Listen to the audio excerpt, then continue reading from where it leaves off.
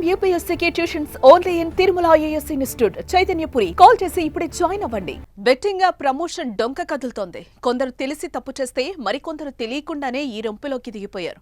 డబ్బులు వస్తున్నాయని ఆలోచన చేసిన వారు తాము చేసిన ప్రమోషన్స్ తో ప్రాణాలు పోతున్నాయని, జీవితాలు ఆగమవుతున్నాయని మాత్రం ఆలోచించలేకపోయారు. ప్రస్తుతం కేసులు నమోదయ్యాక వారు సమాజానికి ఎంత నష్టం చేశారో తెలుసుకున్నాక నాలుక ఖర్చుకుని పశ్చాత్తాపం పడుతున్నారు. ఇలా బెట్టింగ్ యాప్ ప్రమోషన్స్ చేసి కేసు ఎదుర్కొన్న హీరోయిన్ అనన్య నాగళ్ల కూడా క్షమాపణలు వేడుకుంటోంది. తెలియక తప్పు చేశానని క్షమించాలని కోరుతోంది.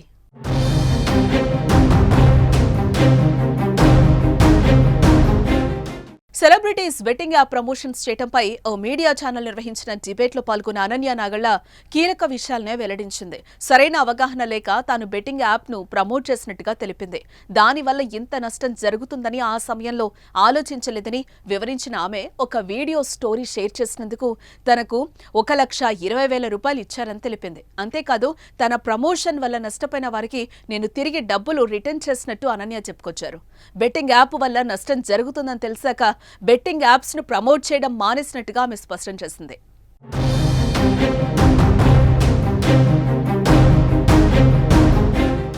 బెట్టింగ్ యాప్ ప్రమోషన్స్ పై నటుడు ప్రకాష్ రాజ్ కూడా స్పందించారు. అందరినీ ప్రశ్నించే నేను సమాధానం చెప్పాలిగా అంటూ ఆయన సమాధానం ఇచ్చారు. 2016లో ఇలాంటి ఒక యాడ్ నా దగ్గరకు వచ్చింది. నేను ప్రమోట్ చేయడం నిజం. ఆ తర్వాత కొన్ని నెలల్లోనే అది తప్పు అని అర్థమైంది. వాళ్ళు మళ్లీ నన్ను 2017లో సంప్రదించారు. దానికి నేను ఇది తప్పు, అప్పుడు నేను తెలియక చేశాను అని చెప్పాను. 2017 నుంచి నేను బెట్టింగ్ యాప్లను ప్రమోట్ చెయ్యలేదు. 2021లో ఆ కంపెనీని వేరొకరు తీసుకున్న తర్వాత అప్పట్లో నేను చేసిన ప్రమోషన్ సోషల్ మీడియాలో ప్రసారం చేస్తే దానిపై నేను అభ్యంతరం తెలిపాను. ఇప్పుడు అది మళ్లీ లీక్ అయింది. పోలీసులు పిలిస్తే వచ్చి సమాధానం చెప్తాను. 2017 నుంచి ఎప్పుడూ నేను బెట్టింగ్ యాప్లను ప్రమోట్ చేయలేదని వీడియోలో పేర్కొన్నారు.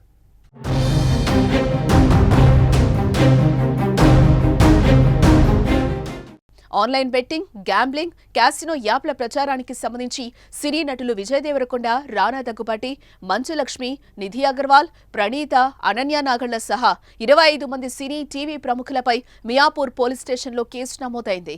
కేసు నమోదు కావడంతో వ్యవహారం ముదిరింది.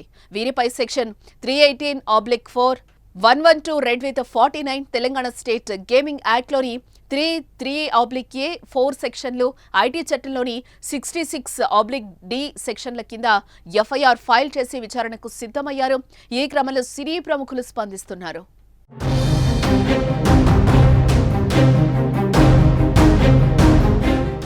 బెట్టింగ్ యాప్స్ ప్రమోషన్ వ్యవహారంలో సినీ ప్రముఖుల పేర్లు రావడంపై Telugu film chamber of commerce స్పందించింది. సినిమా వారైనా మరెవరైనా చట్టానికి, న్యాయానికి కట్టుబడి ఉండాలి. ఈ యాప్ల వల్ల సమాజానికి చెడు జరుగుతుంటే అది తప్పే. 2 రోజుల్లో మాకు లేఖ రాస్తాం. ఆ యాప్లను ప్రమోట్ చేస్తున్న వారిపై చర్యలు తీసుకోవాలని కోరుతాం. ప్రజల జీవితాలను పణంగా పెట్టే వారికి దూరంగా ఉందామని పేర్కొంది. ఒక ఆన్లైన్ గేమింగ్ యాప్, దాని గురించి నేను చేసిన ఒక యాడ్ గురించి డిస్కషన్ జరుగుతోంది. అందరినీ ప్రశ్నించి నేను సమాధానం చెప్పాలి కదా, ఎందుకంటే చాలా మంది క్వశ్చన్ చేస్తున్నారు మీరు ఎలా చేస్తారని. అది ఒక 2016, ఒక 9 years బ్యాక్ ఇలాంటి ఒక యాడ్ నా దగ్గరకు వచ్చింది. నేను చేశాను నిజం. ఆ తర్వాత కొన్ని నెలల్లోనే అది తప్పు నాకు అర్థమైంది. వాళ్ళు మళ్ళీ 2017లో దాన్ని ఎక్స్టెండ్ చేస్తానంటే లేదండి ఇది తప్పు, తెలియక చేసేసాను. బట్ చేసేసాను కాబట్టి అగ్రిమెంట్, మీరు దాన్ని రిలే చేసి తీరాలి. బట్ 2017 నుంచి మీరు వాడకూడదు, నేను రాను అని చెప్పేసి దాని తర్వాత అలాంటి ఏ గేమింగ్ యాప్స్ నేను చేయలేదు.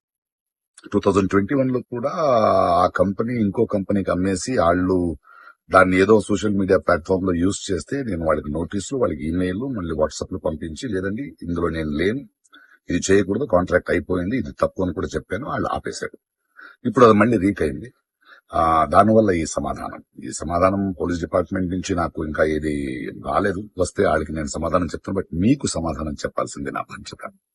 So 2017, 9 years back for 1 year contract నేను చేసింది నిజం.